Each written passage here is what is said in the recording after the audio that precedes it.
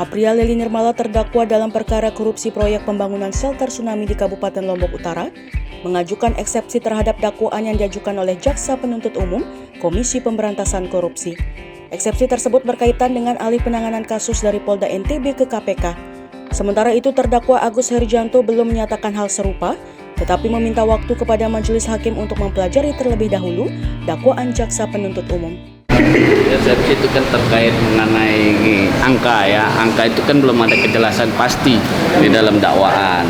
Itu yang pertama. Yang kedua terkait penanganan perkara. Ini kan perkara sedang dijalanin sama Polda NTB ya. Sampai saat ini kan belum ada kejelasan. Tapi kok tiba-tiba sudah diambil alih lagi sama KPK.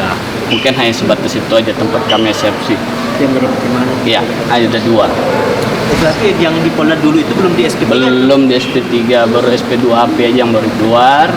Tapi sampai dengan hari ini belum ada kejelasan terkait penanganan yang di Polda. Apa upaya dari Polda sendiri terkait untuk mencari informasi? Coba nanti kami akan susul ke Polda, mungkin kami akan bersurat mempertanyakan status perkara yang ditanganin dulu itu.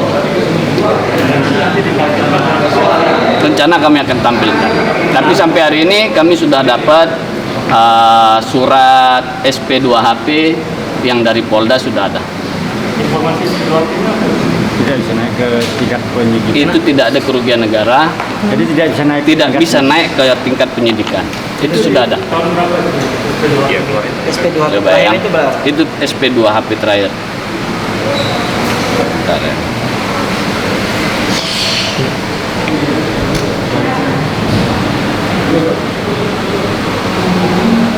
Itu SP2HP-nya tertanggal 9 Mei 2016. 2000 berapa? 16. 9 Mei 2016. 2016. Ditetapkan jadi tersangkanya kapan? Ditetapkan tersangka sama KPK 2 tahun yang lalu. 2 tahun yang lalu. 2 tahun yang lalu. Jadi ada jeda ya. Sangat jauh, sangat jauh. 2 tahun yang lalu setelah gempa. Setelah di Gempa. Yang di Polda Sebelum gempa. 2022. 16.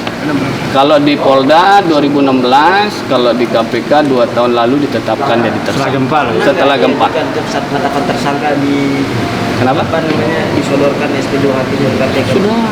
Sudah. Tapi tetap dia jalan terus. Setelah jadi tersangka. Karena itu baru dapat kita. Kita baru Setelah jadi terlambat. tersangka. Setelah terjadi tersangka lah baru kita dapatkan. SPHP yang 2016 ini. 2016. Mungkin itu aja. Oke, Bang. Terima kasih ya.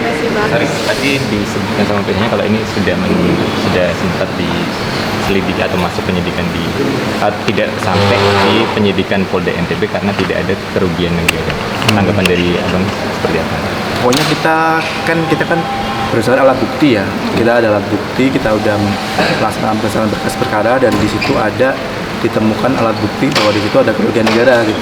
Jadi dari alat bukti kami temukan alat bukti sehingga kami berani untuk persidangan. Jadi kami nggak akan mengungkap itu, tapi yang sebenarnya kami punya alat bukti untuk bisa membuktikan perkara ini. Oke, ada berapa alat bukti yang di Ya bisa kita lihat di persidangan. Tapi yang pasti kan sesuai dengan KUHP kan harus lebih dari 2 alat bukti, keterangan saksi, ahli, barang bukti, petunjuk dan lain-lain. Itu kita harus sudah persiapkan. Pasal 2 atau pasal 3. Pasal 2 atau pasal 3 ya.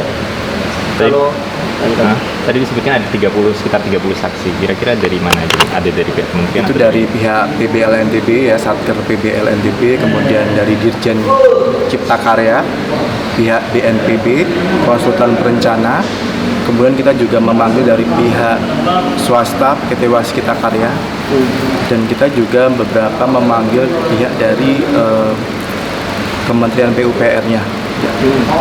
total loss dia berarti ini.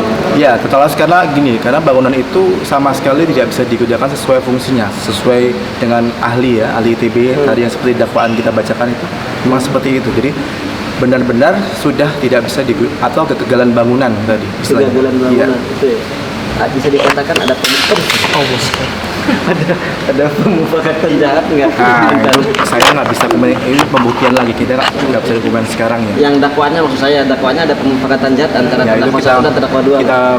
kita balik lagi ke persidangan besok. Tapi Oh, ini ada bersama-sama kan tadi. Bersama-sama ya, bersama-sama. Karena antara terdakwa satu dan terdakwa dua saling berkaitan kan fungsinya sebagai kepala proyek dan sebagai PPK. Ya. Jadi fungsinya saling berkaitan gitu. Siap. Terima kasih banyak Bang.